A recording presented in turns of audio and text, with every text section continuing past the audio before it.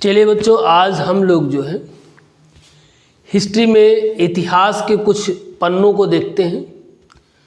और जब इतिहास के पन्नों में हम जाते हैं तो सल्तनत काल भारत में एक महत्वपूर्ण काल माना जाता है, मध्य युग का, जो कि कई कालखंडों में बटा हुआ है। सल्तनत काल की पृष्ठभूमि कहाँ से तैयार होती है, इसके विषय में हम लोग बाद में बात करेंगे। सबसे पहले हम सल्तनत काल के विषय में बात करते हैं। तो जब हम सल्तनत काल के विषय में बात करते हैं तो हमें कई वंश याद आते हैं। हमें गुलाम वंश याद आता है। गुलाम वंश के बाद खिलजी वंश आता है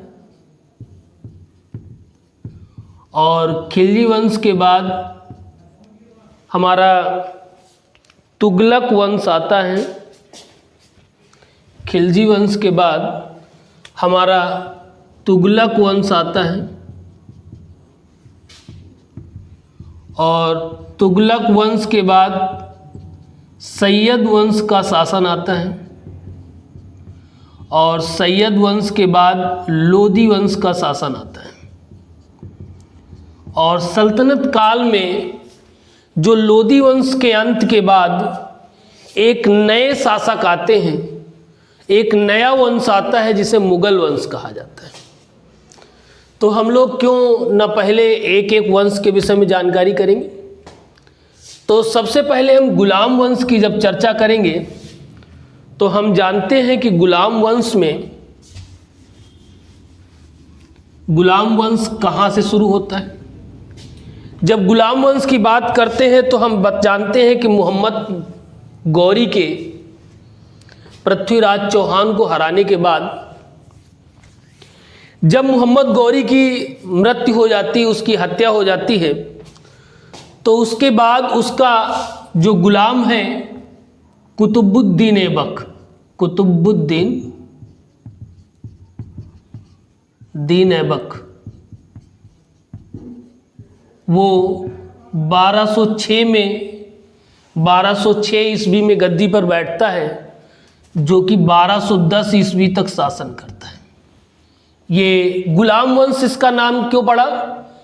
क्योंकि ये मोहम्मद गौरी का गुलाम था और सबसे पहले सल्तनत काल की अगर कहा जाए तो इसी ने नींव डाली।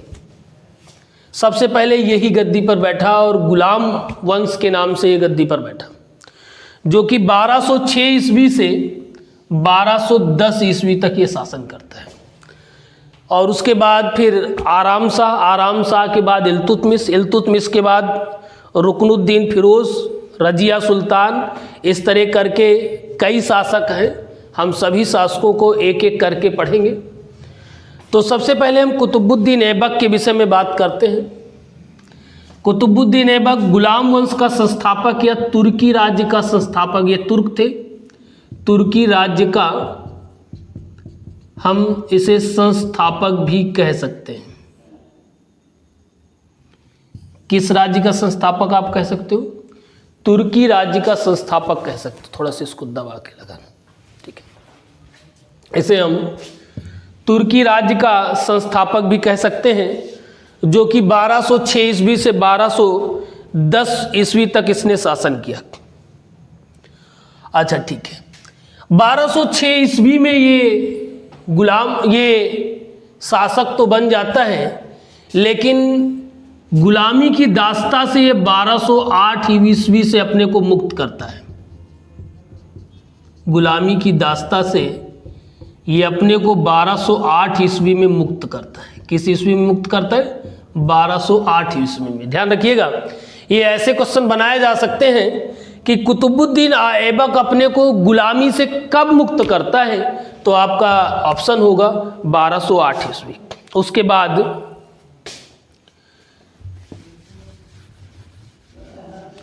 उसके बाद फिर हम बात करते हैं कि कुतुबुद्दीन ऐबक सबसे पहले शासक बनने से पहले ये इसको एक महत्वपूर्ण पद मिला हुआ था, आमिर ए आखुर। ये शासक बनने से पहले का पद है।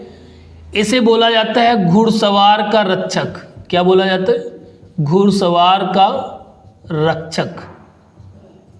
मोहम्मद गोरी ने ये पद इसे पहले प्रदान किया था।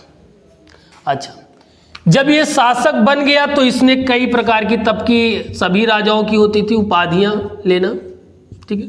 सुल्तान तो सल्तनत काल में जितने भी शासक हुए सभी अपने को सुल्तान बोलते थे। इसने अब भी उपाधियां ग्रहण की। एक सिपह सलार सिपह सलार की उपाधि धारण की इसने, और मलिक, इसने 2 प्रकार की उपाधियां ली। सिपह सलार और मलिक की उपाधियां इसने धारण की। इसके अलावा एक इसकी एक और खासियत थी। बाकी काफ़ी सभी जो सल्तनत काल के सुल्तान रहे सब ने अपनी अपनी अलग अलग राजधानी बनाई। किसी ने दिल्ली बनाई तो किसी ने आगरा बनाई, और इसने जो अपनी राजधानी बनाई वो लाहौर को बनाया। लाहौर को बनाया। किसको बनाया? लाहौर को। इसकी अपनी कैपिटल कहाँ पे लगाई? ये अपने कैपिटल लाहौर को बनाता है। ऐबक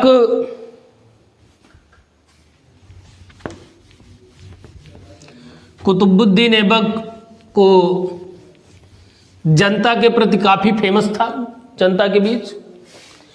इसीलिए इसे जो है लाख बख्श भी कहा जाता था।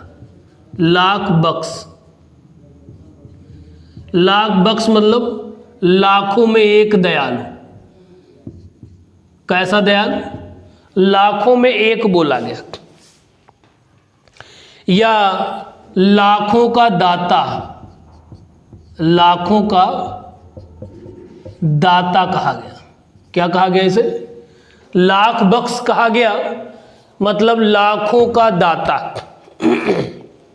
इसके अलावा अब हम बात कर लेते हैं। अच्छा, उस समय जो भी वंश शासन करता था तो वो सभी शासकों का अपनी वास्तु कला होती थी। अपने अपने ज़माने में अपनी अपनी इमारतें बनवाते थे। तो अगर हम बात करें तो सबसे पहले दिल्ली में कुव्वल उल इस्लाम पहली मस्जिद, भारत की, इसको दिल्ली की नहीं, एक चीज ध्यान रखना, इसको भारत की पहली मस्जिद भी कहा जाएगा। कुव्वल उल इस्लाम,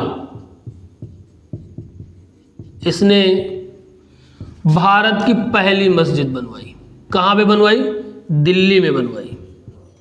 दिल्ली में बनवाई। चलिए, कॉल आ रही थी तो बीच में वीडियो पॉज हो गई। तो कुव्वल उल इस्लाम भारत की पहली मस्जिद रही। पहली मस्जिद रही है, ठीक है। कुव्वल इस्लाम ये भारत की पहली मस्जिद हुई। और इसे कहाँ पे बनवाया था? इसे कुतुबुद्दीन ऐबक ने दिल्ली में बनवाया था। कहाँ बनवाया था? दिल्ली में। इसके बाद ऐबक ने और भी कई मस्जिदें बनवाई। 2.5 दिन का झोपड़ा, 2.5 दिन का झोपड़ा, 2.5 दिन का झोपड़ा कहाँ बनवाया? 2.5 दिन का झोपड़ा इन्होंने अजमेर में बनवाया। कहाँ बनवाया? अजमेर कहाँ है? राजस्थान में। अजमेर कहाँ है? राजस्थान में। तो राजस्थान में इन्होंने राजस्थान के अजमेर में 2.5 दिन का झोपड़ा बनवाया। इसके अलावा इन्होंने कुतुब मीनार, कुतुब मीनार आप लोगों ने सुना होगा, दिल्ली में है। कुतुब मीनार की पहली मंजिल का निर्माण करा सके, ये पहली मंजिल ही बनवाए थे। उसके बाद 1210 ईस्वी में इनकी मृत्यु हो जाती है। पहली मंजिल ही बनवाई थी। इसके बाद बाकी जो था वो इल्तुतमिश ने, बाकी मंजिल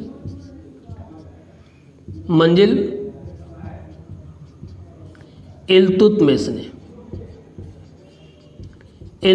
ने बनवाई। किसने बनवाई? इल्तुतमिश ने बनवाई। अब बात किया जाए कि इनके यहाँ विद्वान कौन कौन से होते थे। भाई हर राजाओं के यहाँ, हर प्रकार के शासकों के यहाँ अपने अपने दरबारी कवि होते थे, दरबारी विद्वान होते थे। तो इनके यहाँ जो मेन दरबारी विद्वान थे हसन निजामी, एक कौन थे? हसन निजामी।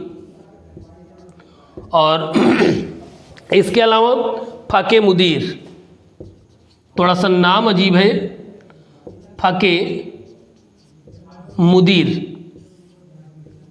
ये दो उनके दरबार में रहने वाले विद्वान थे। इसके बाद इनकी मृत्यु हो जाती है 1210 ईस्वी में। 1210 ईस्वी में चौगान खेलते समय इनकी मृत्यु हो जाती है। लेकिन इसमें भी एक चीज़ और हम आपको बताना चाहेंगे। अभी एक बकाया है कि मेहरौली, अच्छा ये ध्यान रखिएगा, ये कुतुब मीनार जो है ये भी मेहरौली में ही है।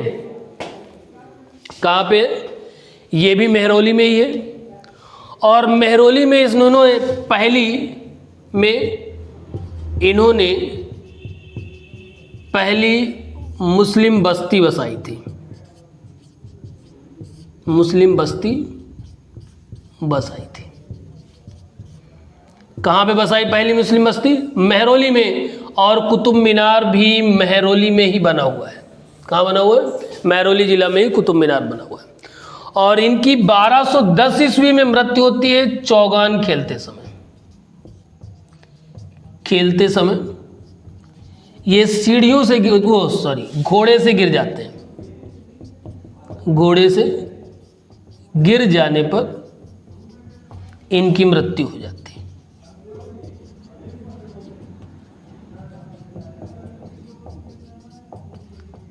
चलिए अगली वीडियो में हम बात करेंगे अगले शासक की। जो अगला शासक है वो आराम शाह है। आराम शाह का शासन बहुत थोड़ा है, ये 1210 से 1211 ईस्वी तक ही है। और इसके बाद आराम शाह की मृत्यु हो जाती है और फिर इल्तुतमिश गद्दी पर बैठता है। हम आगे बात करेंगे। चलिए।